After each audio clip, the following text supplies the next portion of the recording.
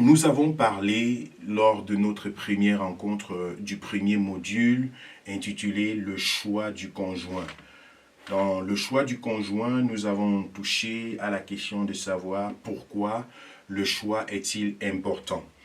Et nous avons présenté l'origine même du mariage, son institution et aussi son importance dans la vie du chrétien qui fait, n'est-ce pas, relever l'importance de ce choix crucial dans la vie de l'individu. Nous avons également parlé de la nécessité de savoir faire le choix. Vous avez dans le formulaire, dans notre page WhatsApp, pour ceux et celles qui ne sont pas dans notre groupe WhatsApp, vous pouvez contacter l'un des leaders ou des encadreurs spirituels pour avoir l'information. Dans ce formulaire-là, vous avez l'occasion de nous communiquer vos questions et à la fin de ce séminaire, nous aurons l'occasion de tenir une grande séance de questions-réponses. Ce sera le 4e module de notre série d'enseignement. Donc, dans le premier module intitulé « Le choix du conjoint », on a donc fait l'introduction, on a parlé de la nécessité de savoir faire le choix. Nous avons dans ce point de nécessité de faire le choix, on a présenté le mariage comme étant un engagement à vie selon l'enseignement biblique dans tous les cas. Et on a parlé également du choix du conjoint qui peut influencer le déroulement de notre vie. Donc de notre vie spirituelle, de notre vie psychologique, psychosomatique, il y a des implications positives ou malheureusement négatives par rapport à ce choix. Mais lorsqu'il est fait selon Dieu, il devrait forcément avoir des conséquences positives. Le chapitre 2 de ce module 1 était intitulé « Les critères bibliques pour le choix du conjoint ». Nous sommes donc allés dans les Saintes Écritures chercher quelques critères que nous vous avons présentés, à savoir la croyance, la foi, l'unité dans cette foi-là avec des versets bibliques, et non pas seulement la foi, mais aussi la maturité spirituelle, émotionnelle. Le mariage n'est pas pour les enfants, c'était l'expression que nous avons utilisée avec plusieurs versets bibliques à l'appui. Nous avons parlé des valeurs similaires comme étant l'un des critères bibliques nécessaires, importants dans le cadre du choix du conjoint. Il faut avoir des valeurs similaires, il faut non pas seulement être enfant de Dieu, non pas seulement être même dans la même église, mais aussi se rassurer qu'on a la même compréhension, n'est-ce pas, de certains principes doctrinaux de la parole de Dieu, sinon on va se retrouver même dans le même lit conjugal, mais avoir des idées différentes sur tel ou sur tel sujet, ce qui devient parfois très très emboîtant dans certains projets que le couple devrait suivre ensemble. Un caractère compatible, c'était l'un des critères bibliques, fondamentaux bibliques dans le cadre du choix du mariage. Également, nous avons présenté la vision commune pour le mariage. 6e point, c'était les intérêts donc et les passions communs. Tout ceci a été accompagné des versets bibliques ainsi que le 7e point au niveau du soutien familial et de la communauté. Vous avez ces points dans l'enseignement qui a été enregistré et mis à votre disposition sur notre canal YouTube CBS Church TV. Pour ceux d'entre vous qui ne sont pas encore abonnés, pensez à vous abonner afin que chacune de nos publications vous soit, n'est-ce pas, communiquée automatiquement par le moteur de recherche ou alors par le système de YouTube, aussi sur nos différentes pages Facebook, CBS Online Church et également nos pages personnelles en ce qui concerne le corps pastoral et ceux et celles qui sont dans l'équipe des médias. Le 3e chapitre que nous avons abordé, je l'avoue un peu rapidement, mardi passé, nous étions pressés par le temps, nous avons aujourd'hui commencé un peu plus tôt, on va gagner quelques dizaines de minutes. On a parlé donc dans le chapitre 3 des critères psychologiques pour le choix du conjoint. je vous ai dit que je touche un peu au côté psychologique parce que je trouve ces principes-là dans la Bible et c'est tout simplement des critères qui ont été pris par le monde, par ceux-là qui ne sont pas forcément croyants, mais qui ont besoin des valeurs spirituelles, des valeurs bibliques pour pouvoir soutenir la notion du mariage dans le monde parce que le mariage est une institution divine et il faut faire beaucoup d'acrobaties pour pouvoir parler du mariage sans parler de Dieu. Donc, on a parlé de ces critères psychologiques, la compatibilité, vraiment le fait de pouvoir se tourner, être ensemble, être en adéquation, en cohérence. On a parlé également de la communication. Nous reviendrons là-dessus encore aujourd'hui sur les principes de la communication, un principe majeur dans la vie du couple, parce que ce sera ça le module 2 sur lequel nous allons nous entretenir aujourd'hui. Après cela, on a parlé donc de la confiance comme étant l'un des critères psychologiques. S'il n'y a pas cette confiance-là lorsqu'elle est brisée, c'est très très difficile. La confiance implique l'honnêteté, la fiabilité, la transparence, le respect, et même la fidélité. Lorsque toutes ces choses ne sont plus là, alors, n'est-ce pas, cette confiance-là est complètement brisée et il faut un processus pour pouvoir le rétablir. On le verra plus tard dans les enjeux du divorce, le module numéro 3. Donc, pour illustrer, nous avons également présenté comme autre facteur psychologique la personnalité. Chacun est individuellement fait de la part de Dieu et nos penchants, nos critères, notre façon de nous comporter est différente de personne à personne et, n'est-ce pas, on ne pourra pas prendre cela comme étant un schéma universel. J'espère que ma connexion est encore bonne de votre côté. Voilà, j'espère que ma connexion est bonne de votre côté. Donc, on a parlé de cette personnalité et puis nous avons parlé de certains objectifs de vie comme étant des critères psychologiques. Qu'est-ce que l'un et l'autre a donc comme objectif dans sa vie? C'est parfois très important de pouvoir l'observer dans le cadre du choix du conjoint. Les intérêts, est-ce que nous avons les mêmes intérêts, ainsi de suite, et les valeurs. On a détaillé tout ceci et nous sommes entrés dans le chapitre 4 que nous avons juste introduit et sur lequel je voudrais m'appuyer avant d'entrer dans le module numéro 2 intitulé « La vie du conjoint ». Une fois de plus encore, bienvenue, c'était là un feedback, un survol très rapide de ce sur quoi nous nous sommes entretenus dans le module numéro 1 en parlant des chapitres 1 au chapitre 3. Le chapitre 4 que je veux toucher maintenant fait partie du module 1 et également le chapitre 5. Et par la grâce de Dieu, nous allons engager le module 2 tout à l'heure. Donc, il faut parler ici des erreurs à éviter dans le choix du conjoint. C'est souvent important. Parfois, on va dire ce que j'aurais dû savoir pour certaines personnes, mais c'est important de pouvoir le transmettre pour dire ce que je devrais savoir. On apprend de ses propres erreurs, on apprend des erreurs des autres et on voudrait bien savoir qu'est-ce qui n'a pas marché.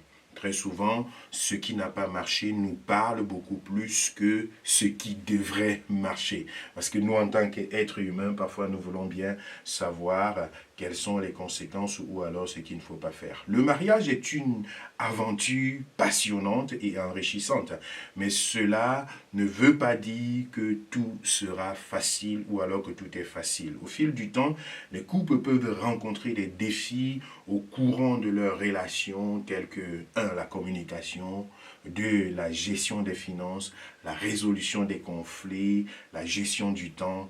Et alors, nous voulons donc toucher quelques-uns de ces points dans ce chapitre pour pouvoir montrer que ce sont des points sur lesquels on ne devrait pas faire des erreurs. Le premier point, c'est le manque de communication effective. Je le répète, le manque de communication effective, c'est une erreur fatale dans la bâtisse des relations, dans, n'est-ce pas, vouloir bâtir quelque chose ensemble. S'il n'y a pas une communication effective, je mets l'accent sur effective, parce que ça ne devrait pas seulement être d'un seul côté, ça devrait être des deux côtés. Donc la communication est un élément important pour toute relation, y compris dans le mariage. Il est donc important de communiquer de façon efficace avec son partenaire pour résoudre des conflits ou des malentendus.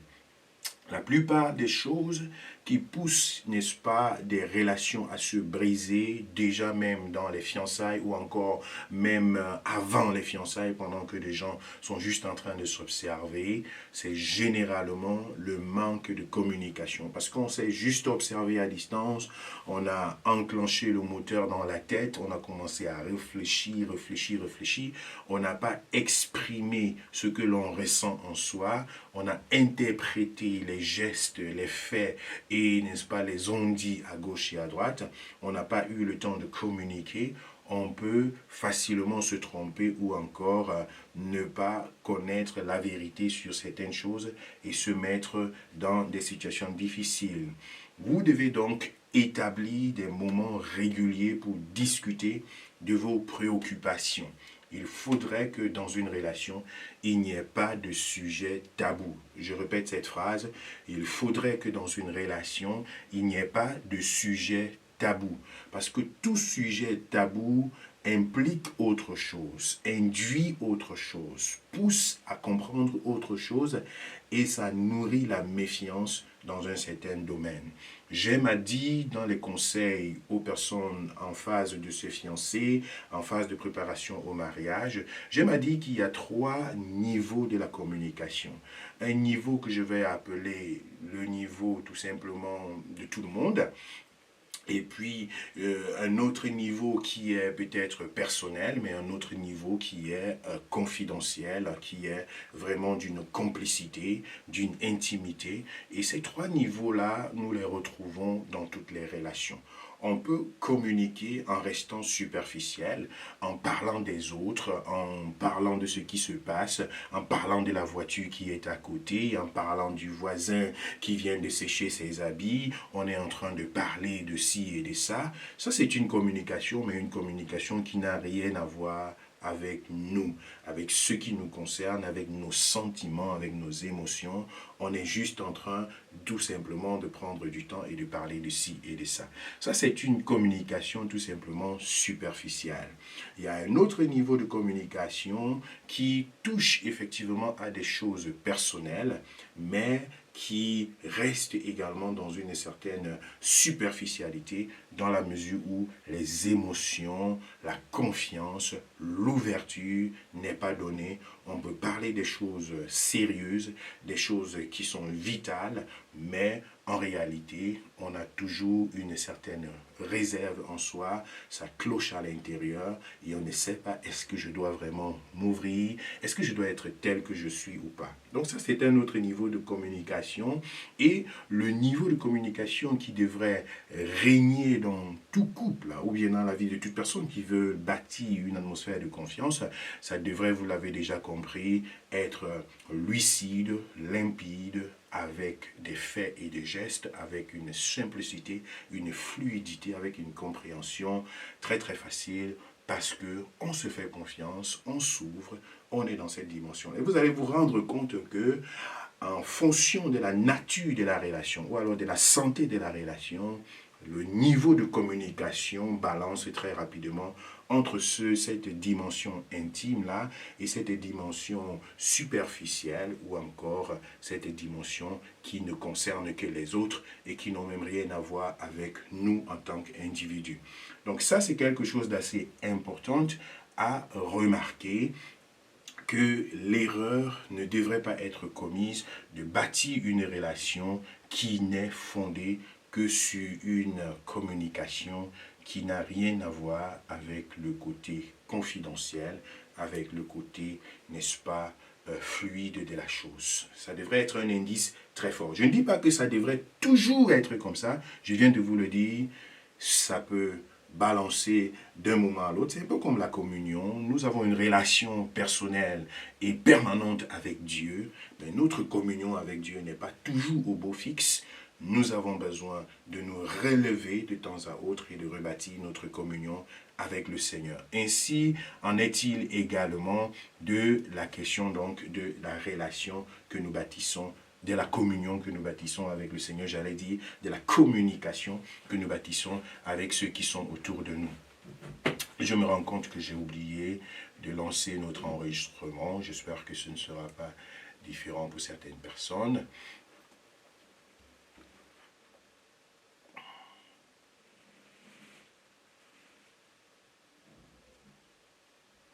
Voilà, on y est. Donc, c'était donc au sujet donc, de la mauvaise communication, le manque de communication effective. On peut en parler, on peut revenir à plusieurs reprises sur ce sujet. Deuxième erreur à éviter, nous sommes dans le chapitre donc intitulé « Les erreurs à éviter dans le choix du conjoint ». Donc lorsque on a vu que la communication est tout simplement impossible, alors c'est tout simplement un signe que ici ce ne sera pas très évident dans la vie de couple de fonctionner de cette façon-là.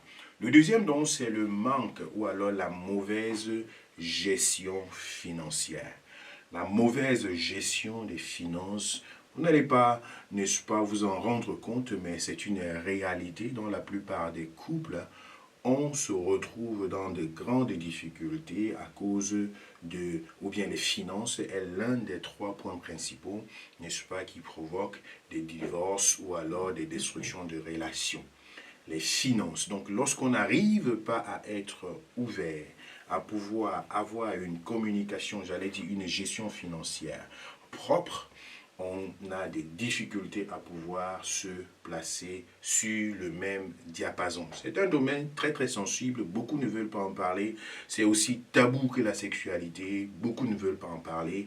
Mais ici, je me dois de pouvoir souligner cela. C'est important de faire allusion à cela. Nous avons besoin de veiller sur la bonne gestion financière lorsque un couple, n'est-ce pas, se met ensemble. C'est très important dès le début. Ce n'est pas lorsqu'on entre dans le foyer qu'on commence à parler des finances parce que ça implique déjà dans les relations. Lorsque tu te rends compte que tu es en train de fiancer ou alors de t'engager avec quelqu'un qui a 20 000 euros, 15 000 euros, 60 000 euros, 70 000 euros de dette déjà sur sa tête avant que tu ne l'épouses, elle ou lui, il faut donc être conscient que tu es en train de prendre un engagement personnel. Je ne dis pas que c'est un critère pour pouvoir déclasser une relation, mais je dis qu'il faudrait en être conscient. Il faudrait être conscient de la situation et de l'état financier de telle ou de telle personne.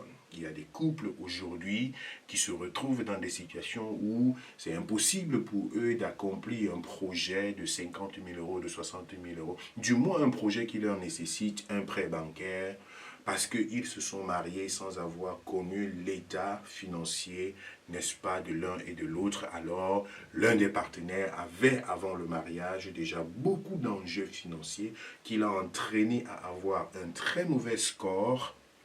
On appelle ça en Allemagne les Schufa, auprès des banques, qui l'ont bloqué complètement. Et lorsque ils sont entrés donc dans le couple, leur projet ne pouvait pas aboutir jusqu'aujourd'hui. Maintenant, ce n'est pas un problème parce que le Seigneur ouvre toujours d'autres portes. Mais il faudrait que les deux soient conscients de la chose pour dire oui, nous sommes conscients de cela et nous entrons dans le foyer, nous entrons dans notre relation étant conscients de cela. Au lieu de se retrouver plus tard et être surpris par des faits, ça fait parfois plus mal et parfois même ça fait mal alors que ça n'aurait pas fait mal si on l'avait révélé et on en avait discuté à, n'est-ce pas, carte sur table sans aucune ambiguïté. Il en est de même au sujet donc des salaires, ça date de l'époque vraiment de nos arrière-parents, je vais dire comme ça, parce que même nos parents ont déjà dépassé cette étape-là. Je crois pour certains que les salaires deviennent quelque chose de cachotterie à gauche, à droite. Rien n'est caché sur la terre au jour d'aujourd'hui avec Google, ChatGPT et tout ce que nous pouvons avoir sur la terre, toutes les informations, il suffit d'un coup de fil, n'est-ce pas, dans telle ou dans telle institution, il suffit de chercher telle ou telle page et les salaires de tout le monde sont visibles en fonction, n'est-ce pas, du lieu où tu te trouves et tout le reste. Donc, on n'a même pas besoin de commencer à jouer à la cachotterie en ce qui concerne qu'est-ce que tu apportes dans notre relation financièrement et qu'est-ce que j'apporte. Comment est-ce qu'on peut mettre ça sur la table? Est-ce que c'est possible de pouvoir, n'est-ce pas, regarder ensemble dans la même direction pour pouvoir fonctionner? Ça, c'est important, c'est parfois négligé, mais c'est important. Et lorsque cela n'est pas considéré, ça constitue l'une des véritables erreurs fatales dans le choix du conjoint. Tu peux te retrouver avec une personne qui est très très libérale, qui va donner à tout moment et tout le reste. Pourtant, toi, tu as peut-être plutôt le coude bien serré, comme on dit chez nous au Cameroun. Tu as la main dure et puis ça devient un véritable problème. Il n'y a pas un milieu qui peut être défini. Ou alors, toi, tu donnes à gauche, à droite. La personne aussi donne à gauche, à droite. C'est également quelque chose qui n'est pas favorable pour la stabilité financière de votre couple. Donc la gestion des finances peut être donc un point de friction dans une relation. Il est donc important de travailler ensemble et d'établir. Il faut donc établir un budget. C'est facile de le trouver sur Excel, c'est facile de trouver des schémas, des budgets, n'est-ce pas, de la gestion dans la famille, dans le foyer, d'avoir une projection sur ce qui devrait être fait. Et je bénis le Seigneur pour ceux et celles qui ont compris ça et qui peuvent accomplir des objectifs plus grands avec cela. De cela dépend même la vie de couple plus tard, parce que dans le module sur la vie de couple, il y a l'implication de l'entourage, l'implication des familles, l'implication des charges, n'est-ce pas, et de nos responsabilités africaines, et beaucoup d'autres choses qui impliquent, si jamais on n'a pas une même définition de la gestion financière déjà dans le couple qui est en train de se former, ce sera difficile de pouvoir s'en sortir, ce sera dans tous les cas une erreur dans le processus de choix du conjoint. Le quatrième point, la quatrième erreur, c'est la mauvaise résolution des conflits. La mauvaise résolution des conflits. Si on ne résout pas le conflit, on utilise plutôt des sparagraphes, des monobuxiques, ou bien encore, je sais pas moi, nos mamans mettaient, j'ai oublié le nom de ce médicament fameux là, un liquide rouge qu'on nous versait sur la blessure à l'époque là, on versait ça comme ça sur la blessure et puis on couvre, et puis 2 jours plus tard, une peau dure s'est formée au-dessus de la blessure et tu crois que tout va bien. Il suffit que tu puisses passer quelque part, quelque chose te frotte un peu comme ça, tu vois un liquide blanc sorti de ton pied, tu te disais que tu étais guéri, mais pourtant c'était juste une peau dure qui s'était couverte au-dessus. Donc il faut faire attention, dans la mauvaise gestion du conflit, on peut transporter avec soi beaucoup de choses qui sont en train, n'est-ce pas, en état de putréfaction et que l'on transporte dans le couple et alors c'est tout simplement comme un cimetière qui se bâtit et des bombes à retardement. Il faut veiller que les conflits soient résolus. Très très important de pouvoir le faire. Et dans la gestion de la résolution des conflits, je voudrais également parler des petits secrets qui peuvent exister dans la vie du couple. Dans la vie du couple en formation, je vais le dire comme ça. Donc lorsqu'on est en train de former un couple, il faut éviter de pouvoir garder des choses qui ont des potentiels explosifs. Tu sais qu'il y a quelque chose dans ma vie, si cela est découvert, ça va faire un boom.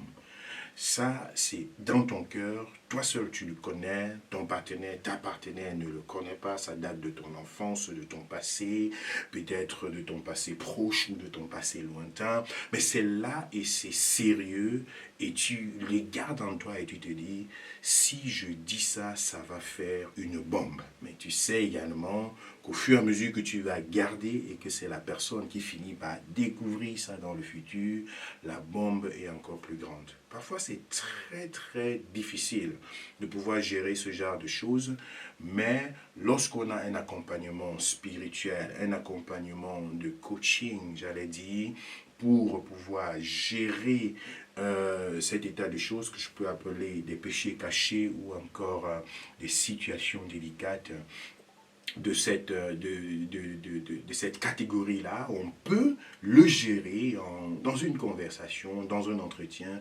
préparer la personne, n'est-ce pas, à être réceptive lorsque tu iras vers elle, vers lui, pour pouvoir lui ouvrir ton cœur dans la période des fiançailles ou encore le plus tôt que possible si le couple a déjà été constitué. En tout cas, laissez que ce soit l'autre qui découvre, fait exploser la bombe plus intensément que de pouvoir aller et t'exprimer toi-même pour dire hey, écoute, il y a quelque chose qui me gêne, il y a quelque chose que je ne t'ai pas encore dit, c'est vraiment sérieux, je ne sais pas comment tu vas réagir, mais je tiens à te le dire, peu importe ta réaction, je suis désolé, mais voici ce qui s'est passé, ainsi de suite.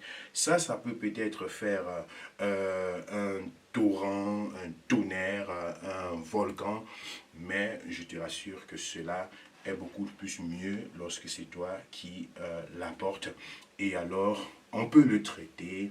Vous pouvez vous y mettre ensemble. Si vous avez besoin d'aide, d'accompagnement spirituel, d'intervention extérieure, ce sont des choses qui sont importantes. Mais lorsque cela est gardé, est couvert avec ce liquide rouge-là, et puis on se dit tout va bien, très souvent plus tard, ça peut devenir, n'est-ce pas, irrécupérable, et on se retrouve dans une vie de couple qui n'est pas souhaitée.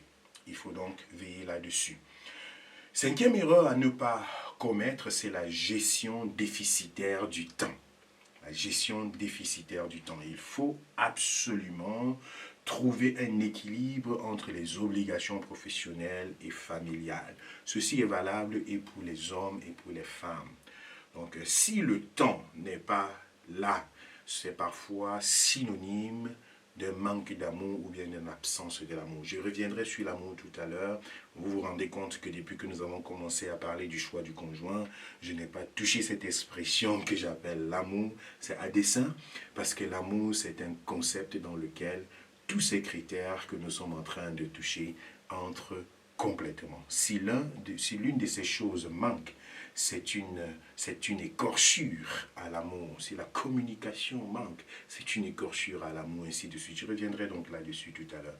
Donc, la gestion déficitaire du temps. Si tu n'as pas su mettre tes priorités, que ce soit dans le ministère, dans l'œuvre de Dieu, dans ta vie professionnelle, si ces choses viennent, n'est-ce pas, éteindre complètement le temps que tu devrais gérer, que tu devrais offrir à ta famille, je parle à l'homme et je parle à la femme, alors ce serait quelque chose d'assez délicat, d'assez dangereux, ce serait une erreur qui serait en train d'être commise. Il faut donc établir les priorités des horaires pour vos activités en couple. Il faut discuter de manière à ce que lorsque vous travaillez ensemble pour maximiser votre temps ensemble, c'est très très important. Pour ceux qui me connaissent, pour ceux qui connaissent notre couple, ils savent que chez nous, le mercredi est sacré. C'est un mercredi de famille. Très souvent, mon téléphone n'est pas à mes côtés. Il faut vraiment que l'urgence soit à son maximum pour que je puisse aller au téléphone.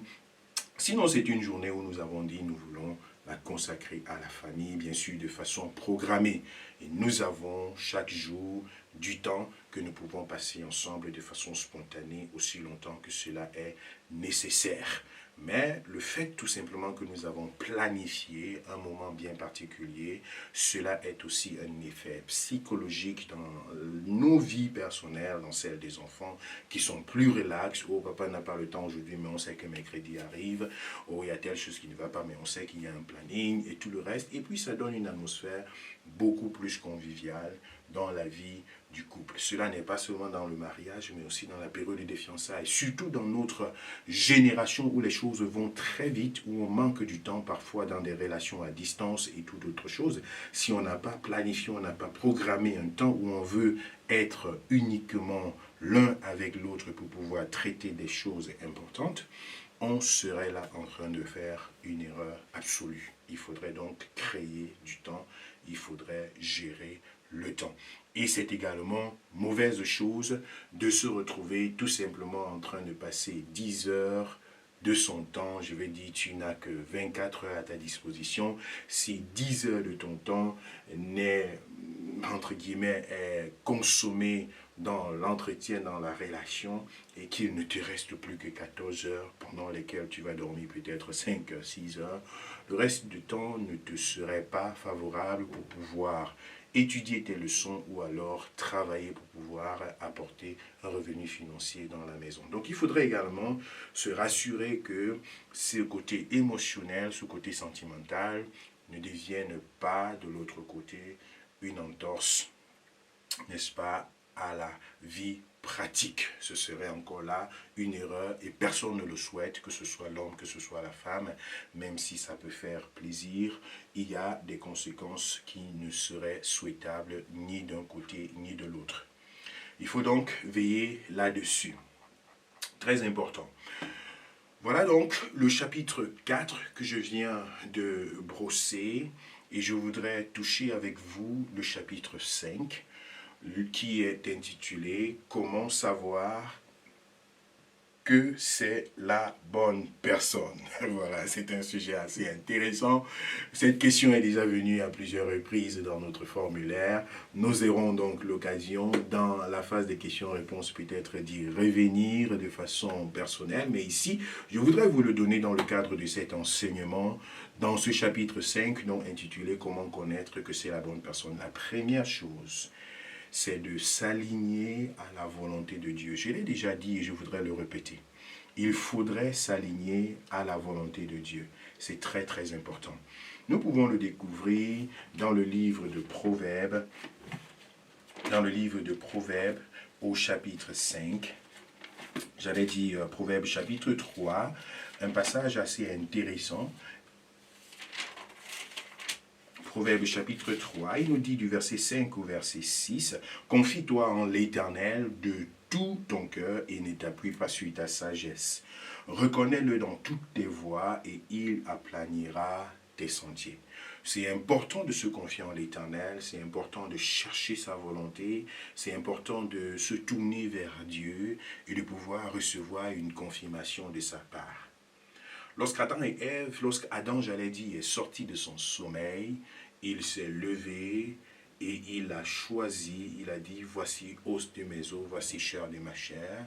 Et juste après qu'il se soit exprimé, Dieu a donc dit, ça c'est ta femme, allez, multipliez-vous, et n'est-ce pas, et remplissez la terre. Donc c'était là une bénédiction qui venait comme étant la confirmation, n'est-ce pas, de Dieu sur ce qui était en train d'être choisi par l'homme. C'est important de voir quelle est la volonté parfaite de Dieu dans le projet de mariage. La Bible nous exhorte à ne pas nous lier avec des incroyants. Voilà déjà le premier et le critère le plus important qui détermine la volonté de Dieu. Ça, déjà, ça élimine, ça te montre que soit tu es dans la volonté de Dieu, soit tu ne l'es pas. Est-ce que cette personne que tu es en train d'épouser, avec qui tu es en train de bâtir ta vie, c'est parfois triste pour beaucoup de personnes d'écouter ça, mais je vais le dire, je vais le répéter, je vais y revenir. C'est très très dangereux d'aller épouser une personne qui n'est pas enfant de Dieu, qui n'est pas chrétien, qui n'a pas donné sa vie à Jésus, et même encore une personne qui est immature dans sa foi. Donc même donner sa vie à Jésus ne suffit pas. Il faudrait vraiment être dans le sens de pouvoir grandir dans sa foi et de pouvoir atteindre une certaine maturité. Nous l'avons déjà traité sur la base de plusieurs versets bibliques pris dans l'Ancien Testament et pris dans le Nouveau Testament, 1 Corinthiens 7, ainsi de suite, et également Deutéronome, et tout ce que le Seigneur a recommandé à son peuple. Donc il faut que l'harmonie spirituelle soit établie, et cette harmonie spirituelle est essentielle dans une relation chrétienne. On a parlé d'Amos 3, verset 3, n'est-ce pas? Il faut être en accord lorsqu'on veut atteindre un objectif, lorsqu'on veut se mettre dans une certaine dimension. Nous avons parlé de la compatibilité dans le domaine psychologique, mais ici, il y a aussi une compatibilité spirituelle. Ça, c'est important pour connaître ce qu'on est en train de faire le bon choix, que c'est la bonne personne. Il faut voir, y a-t-il une compatibilité spirituelle? C'est très très important comme nous pouvons le voir dans 2 Corinthiens au chapitre 14, j'allais dire chapitre 6, 2 Corinthiens chapitre 6, je vais le lire. Le verset 14, nous avons vu ça également la dernière fois. Ne vous mettez pas avec les infidèles sous un joug étranger, car quel rapport y a-t-il entre la justice et l'iniquité, ou qu'y a-t-il entre la lumière et les ténèbres? Vous pouvez lire le verset 15, ainsi de suite. Vous verrez que c'est donc important de pouvoir veiller sur la compatibilité spirituelle. Donc, comment reconnaître que c'est la bonne personne? Premièrement, aller chercher la volonté de Dieu. Cette volonté de Dieu-là est marquée premièrement par le fait que on est tous ensemble tournés vers le Seigneur, mais aussi que Dieu apporte son cachet sur la relation que l'on est en train de bâtir. On peut chercher cette volonté-là tout simplement en veillant sur la paix que l'on a dans le cœur, en recevant des témoignages de 2 ou de 3 personnes autour de soi sur la foi de cette personne. On peut le faire dans la prière, dans le jeûne, dans tous les cas, peu importe les autres options. On doit prendre du temps pour jeûner, pour prier, pour écouter la voix de Dieu. Ça, c'est important parce que nous sommes là en train de nous engager dans quelque chose d'assez sérieux, d'assez spirituel. Et personne ne veut prendre un engagement sérieux à la légère. C'est très important. L'engagement mutuel, ce sera le 4e signal qui nous permet de savoir que c'est la bonne personne. L'engagement mutuel. Donc, il est important que nous puissions avoir, n'est-ce pas, l'engagement, je l'ai dit dernièrement, on dit, l'homme quittera son père et sa mère et s'attachera à sa femme, les deux deviendront une seule chair. Il ne faudrait pas que ce soit le forcing. Si quelqu'un se sent forcé, il faut faire attention, c'est que la personne n'est pas la bonne personne. On ne s'engage pas parce qu'on a dit, parce qu'on a pris ma main, parce qu'on m'a obligé, parce que je me sens obligé, parce que je n'ai pas le choix, parce qu'on s'est retrouvé dans une circonstance et ça a donné comme ça. Non, on ne s'engage pas dans le mariage, n'est-ce pas? On ne va pas dans le mariage sans engagement, sans être complètement déterminé. Personne ne peut bâtir une tour sans s'être assis et avoir mesuré ce que ça coûte et le poids qui vient sur l'épaule de cette personne. Il faudrait donc avoir mesuré. Il faudrait donc s'être assis. Il faut être consciente de la chose et de se dire, oui, c'est bon, j'y m'y mets, j'y vais, je prends, n'est-ce pas, le taureau par les cornes et je m'engage. Lorsqu'on n'a pas cet engagement personnel, on est confronté à de véritables problèmes dans le futur. Tu ne veux pas tirer quelqu'un comme une brouette dans un foyer dans lequel la personne ne veut pas être. Donc il faut te rendre compte qu'il y a un engagement mutuel, que toi-même tu es engagé et que la personne est engagée. Là, tu sais que tu as trouvé la bonne personne. Le 5e critère, c'est un critère très important et c'est là où je vais vous parler de l'amour. Le 5e critère, c'est le respect et l'amour. Le respect et l'amour mutuel. J'ai du mal à dissocier les deux parce que vraiment dans ce concept, il va de soi. Le respect et l'amour mutuel. Si quelqu'un ne t'aime pas, il faudrait tout simplement que tu comprennes que la personne n'est pas la bonne personne. C'est parfois difficile de le dire pour certaines personnes qui sont follement amoureuses d'une autre personne qui n'en a que faire. C'est très insultant et pour toi et aussi pour ceux-là qui sont autour de toi de te voir courir vers quelqu'un qui ne t'aime pas. Vous savez, le mariage est fondé sur l'amour. Et lorsque nous voyons Christ qui est venu sur la terre mourir pour nos péchés, il est l'expression même de l'amour de Dieu. L'amour de Dieu était si grand pour l'humanité qu'il a donné un sacrifice, il a posé un sacrifice suprême en offrant son Fils unique, mourir sur la croix pour le salut de l'humanité. Donc l'amour pousse à pouvoir poser un sacrifice incomparable. La personne qui aime est prête à tout donner. La personne qui aime est prête à vraiment déplacer les montagnes. L'amour bouscule à l'intérieur de soi. On ne peut pas rester tranquille lorsqu'on aime. On va se lever, on va chercher des voies et des moyens pour pouvoir conquérir. Dieu, à cause de son amour pour l'humanité, n'est pas resté tranquille.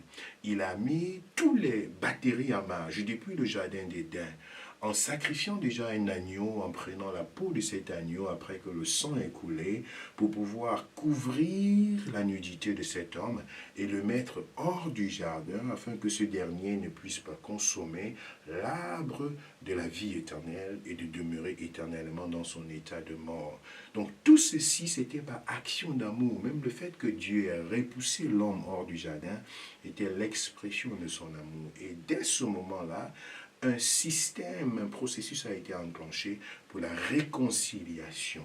Cela est passé par Noé, cela est passé par Abraham, par Lot, par Moïse, Joseph, tout cela que nous connaissons jusqu'aux juges et les rois, les grands prophètes et les petits prophètes, leur mission était de ramener le cœur des hommes vers Dieu. Donc Dieu avait enclenché ce processus depuis très longtemps.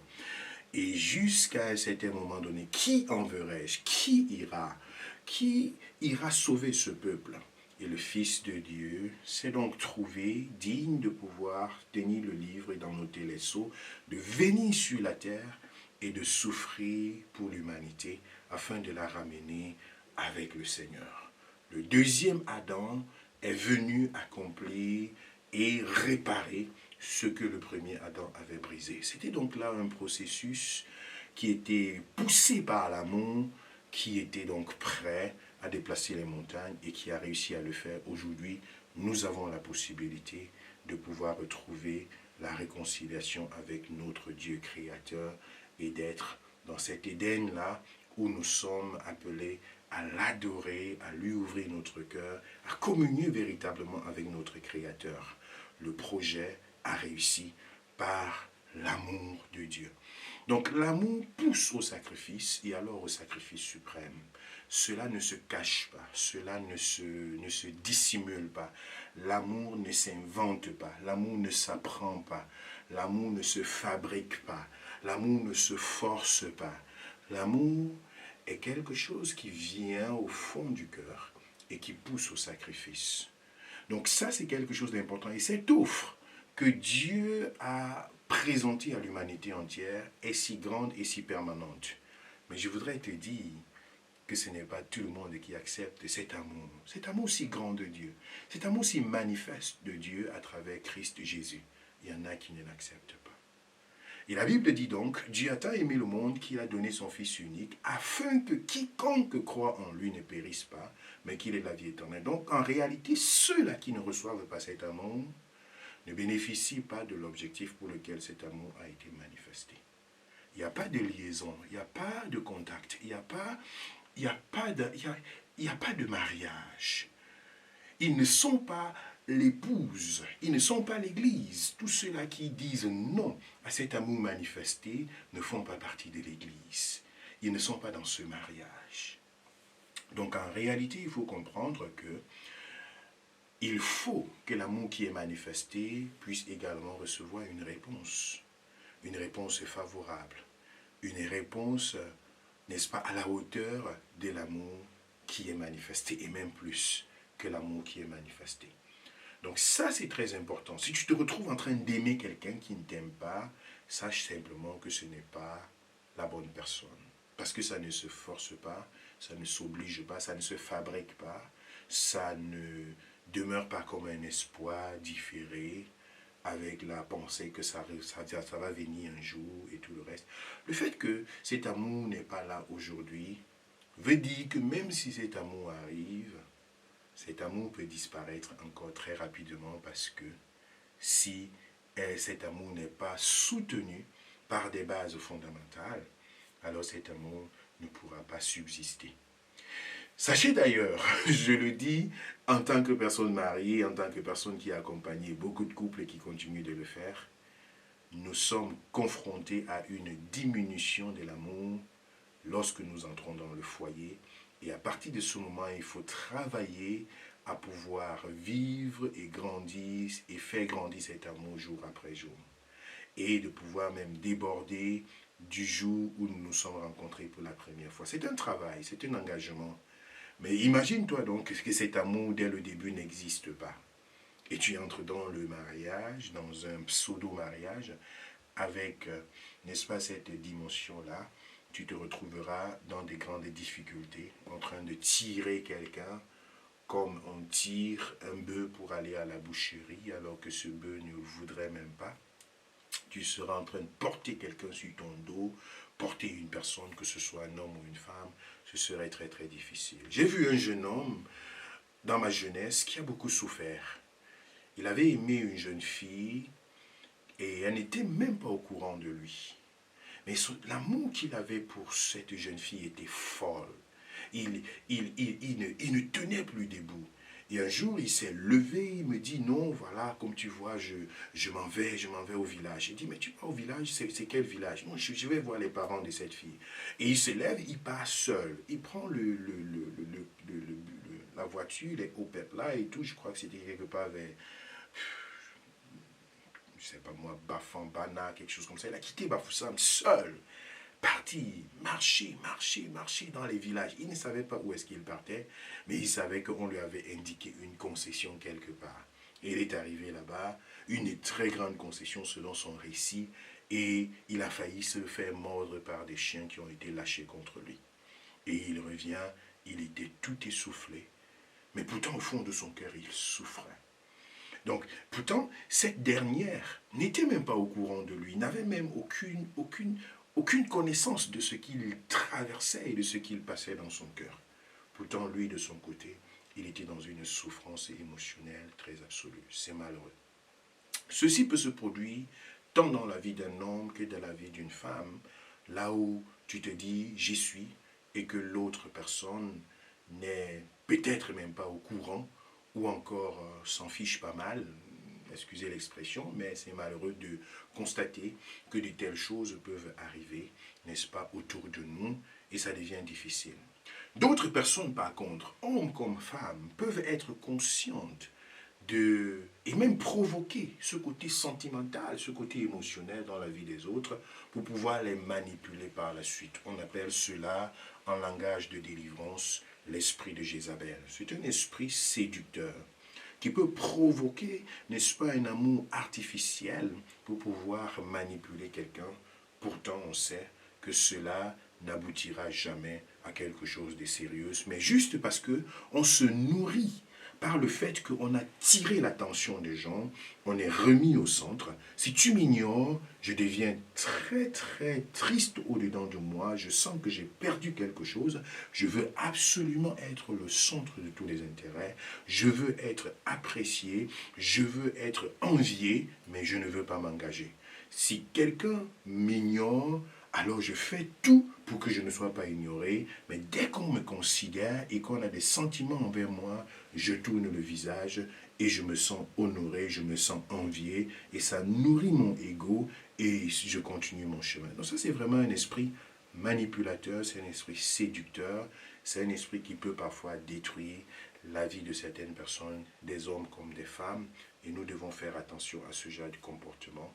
Dans l'église du Seigneur, il y en a moins en moins, mais c'est le cas ici de pouvoir dire, on ne s'amuse pas avec les sentiments des autres. Si tu ne veux pas être sérieux, sérieuse dans ce qui est en train de se passer autour de toi, tu n'es pas aveugle, tu vois l'intention de l'autre, tu vois l'intention de l'autre, ainsi de suite, tu devrais pouvoir t'exprimer de façon très claire pour dire, ça me concerne ou ça ne me concerne pas, et puis les dés sont joués, et on passe à autre chose ou alors on entre dans des choses sérieuses. Ça, c'est très très important dans la vie du chrétien. Maintenant, cet amour-là, lorsque cet amour n'existe pas, c'est facile de le reconnaître. La communication est biaisée, le centre des intérêts n'est pas là, la gestion financière, c'est un point, il ne faut jamais en parler, la gestion des conflits, tout ça, tout ce dont nous avons parlé dans les critères du choix du conjoint sont soutenus par l'amour. Si l'amour n'existe pas, on ne peut pas passer à ces étapes-là. On ne peut pas véritablement se mettre même ensemble sur un même terrain pour dire qu'on va n'est-ce pas, se sacrifier, qu'on va se suivre, qu'on va se soutenir, ce sera très très difficile si jamais il n'y a pas l'amour au milieu. Gloire soit rendue au Seigneur. Donc j'étais là dans le point numéro 5 que j'ai intitulé le respect et l'amour mutuel. Le respect, c'est naturel. Quand j'aime, je respecte. Je donne de l'honneur. Quand on parle parfois du respect, on voit directement ce que la femme doit faire envers l'homme, mais je voudrais vous dire que c'est vice-versa. Il faudrait pouvoir se respecter. Si un homme ne te respecte pas, il ne t'aime pas. Si toi, tu n'arrives pas à respecter un homme, ce sera encore très pire. Parce que le respect que les autres vont donner à ce monsieur dépend du respect que toi-même tu lui donnes.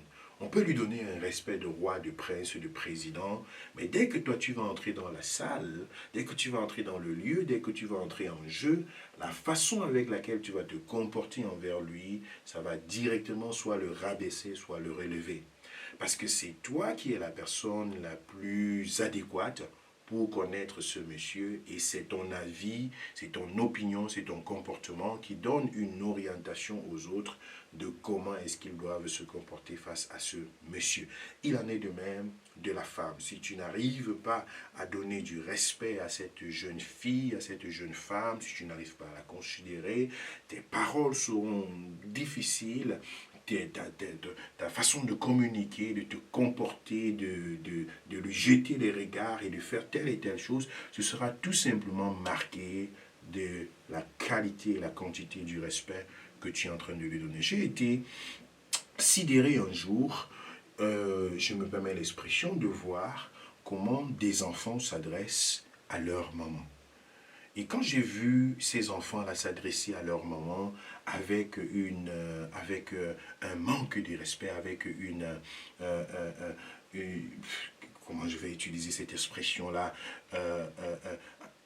en fait, c'était vraiment très très minimisant, c'était vraiment difficile à le constater. Et plus tard, je me suis rendu compte que non, ils ont eu l'habitude de voir leur maman être traitée de la sorte. Et ces enfants de moins de 16 ans, 17 ans, se mettent à traiter leur maman de la même façon parce qu'ils ont vu, n'est-ce pas, à plusieurs reprises, que c'est la place qui lui a été donnée, c'est le langage qui lui a été adressé, des langages orduriers et toute autre chose. Et ces enfants ont commencé à se comporter envers leur maman de cette façon. Et c'était clair qu'il y avait quelque chose d'assez difficile qui se passait à l'intérieur. Donc c'est important de pouvoir veiller là-dessus, que le respect soit établi dans ta vie envers la personne, n'est-ce pas, que tu veux épouser. Donc si tu te rends compte que cette personne n'arrive pas à te respecter, que ce soit homme, que ce soit femme, alors il faudrait tout simplement savoir que ce n'est pas la bonne personne qui est devant toi. Très important. Sixième point, après avoir parlé du respect et de l'amour mutuel, je veux parler de la capacité à se comprendre et à communiquer. La capacité à se comprendre et à communiquer. Ça, c'est important pour savoir que c'est la bonne personne. Si vous n'arrivez pas, vous avez fait tous les efforts nécessaires à pouvoir communiquer, à pouvoir vous mettre ensemble, à pouvoir vous mettre d'accord sur certains sujets, et qu'à la fin vous vous rendez compte que non, ça ne fonctionne jamais, ce sera difficile. 1 Pierre chapitre 3 verset 7. Marie, montrez à votre tour la sagesse dans vos rapports avec vos femmes, comme avec un sexe plus faible. Honorez-les comme devant aussi hériter avec vous de la grâce de la vie. Qu'il en soit ainsi, afin que rien ne vienne faire obstacle à vos prières. Donc il faut voir qu'il y a une attitude qu'il faut adopter. Cette communication, elle est essentielle dans une relation saine. Il faudrait donc être capable de parler ouvertement et honnêtement l'un avec l'autre sans avoir peur d'être jugé. Il faut pouvoir s'exprimer de façon simple, de façon sincère, de façon personnelle. Si tu te caches, n'est-ce pas, dans tes communications envers ton conjoint, ta conjointe, ton futur conjoint, ta future conjointe, cela est un signal alarmant que quelque chose ne fonctionne pas. Donc il faudrait avoir la capacité de se comprendre, de pouvoir estimer l'intention de l'autre, de pouvoir comprendre l'expression de l'autre et même de pouvoir, n'est-ce pas, trouver des compromis dans les moments de communication. Ça, c'est important. Si vous faites tous vos efforts et que ça ne fonctionne pas, il faut se poser des questions. Mais lorsque tu sens que ça communique, que nous avons la capacité de nous entendre, parfois même de nous comprendre avec des gestes, avec notre façon de faire et tout le reste, on se comprend, ça passe, alors c'est aussi un signe, c'est l'un des signes qui te permet de savoir que tu as trouvé la bonne personne. Le septième signe, c'est la paix intérieure. Et je crois que c'est l'un des points importants. La paix intérieure. Que tu aies cette paix-là au plus profond de toi-même lors de la prise de décision. Et vous savez, la paix intérieure, ce n'est pas quelque chose qui se fabrique. Ce n'est pas quelque chose qui se fait sur la base d'un songe, d'un rêve, ou bien Schmetterling-Bauch, comme on dit en Allemagne, tu as des papillons dans le ventre, et puis ça bouillonne, et puis voilà, tu fais des nuits sans dormir, parce que tu vois les étoiles et tout. Ah, c'est pas de ça qu'il s'agit. Il faudrait avoir la paix dans le cœur, la paix avec la décision que tu es en train de prendre, la paix avec toi-même. Parce que tu as pesé la chose, tu as vu les pour et les contre, tu es dans cette orientation-là et tu te dis, c'est ici le chemin sur lequel je voudrais m'engager. Donc la paix à l'intérieur indique la prise de la décision, n'est-ce pas, envers la bonne personne. Il est donc peut-être difficile, lorsque je vous présente ces 7 points, ça peut paraître difficile de pouvoir trouver quelle est véritablement la bonne personne, mais je voudrais vous donner, n'est-ce pas ça, de façon compacte. Il s'agit de l'amour. Il s'agit de l'amour. Vous savez, lorsque la Bible nous parle de l'amour dans Galates chapitre 5, j'aime cette décomposition, ou bien cette façon que le docteur Friedemann Burkhardt, je l'ai entendu pour la première fois, parler de Galates chapitre 5, verset 22, il dit, le fruit de l'amour c'est, et dans sa version à lui, il met 2 points. Le fruit de l'amour c'est 2 points. La paix, la joie, la fidélité, la bonté, la bénignité, la patience, la maîtrise de soi. Donc, il présente l'amour comme étant la somme de la joie, la paix, la fidélité, la patience, la bénignité et toute autre chose. Il dit, ça ce sont les éléments de l'amour. Donc en prenant ces autres fruits de l'esprit, on les compacte et ce sont eux qui font ce que c'est que l'amour. Parce que l'amour en lui-même est quelque chose de fictif, quelque chose de virtuel. Mais dans l'amour se manifestent ces différentes caractéristiques. Celui qui aime va s'ouvrir, il va faire le sacrifice. On ne veut pas trouver la personne parfaite, mais on veut devenir la personne parfaite. Donc si le conjoint, si le futur et le potentiel conjoint, la potentielle conjointe est calibré de façon à vouloir devenir la bonne personne, chacun va travailler à la communication, à la gestion des conflits, à tous ces points, à ces critères que nous venons de pouvoir citer. Et ça, ce sera de façon automatique, avec ou sans avoir écouté cet enseignement. La personne dans son comportement, dans sa façon de faire, dans sa façon de vivre, devrait directement, poussé par l'amour, être capable de respecter l'autre, être capable de vouloir communiquer, d'être sincère dans sa communication, de pouvoir garder la transparence, de se laisser, n'est-ce pas, entraîner dans une unanimité spirituelle, dans la croyance et dans les engagements personnels. Alors, c'est un point assez essentiel. Je voudrais donc ici engager avec vous le module numéro 2. Ça va nous prendre encore un peu de temps. Merci pour votre patience. Nous avons raccourci, n'est-ce pas, les autres articulations de ce culte, de ce mardi. À cet effet, je dis encore bienvenue à ceux et à celles qui sont avec nous ici dans le CBS Church Online. Nous sommes cette église en ligne qui vient chez vous tous les mardis soirs, tous les vendredis soirs, tous les jours de lundi à samedi de 12h à 12h30 et le dimanche de 10h à 11h30, le samedi de 19h à 20h45. Nous sommes ensemble dans la présence de Dieu pour partager l'évangile, des moments de prière, de délivrance, de guérison, d'intercession, et nous grandissons tous ensemble dans la foi. Donc si tu es là pour la première fois, sens-toi accueilli, sens-toi la bienvenue. Nous sommes donc dans cet enseignement, ce séminaire intitulé « Maria, je suis le roc ». Le module 1 est donc achevé et maintenant nous entrons dans le module 2 intitulé « La vie de couple ». Dans ce module, je reviendrai sur certains points sur lesquels nous avons déjà communiqué, mais je vous les présenterai dans le sens de la vie du couple.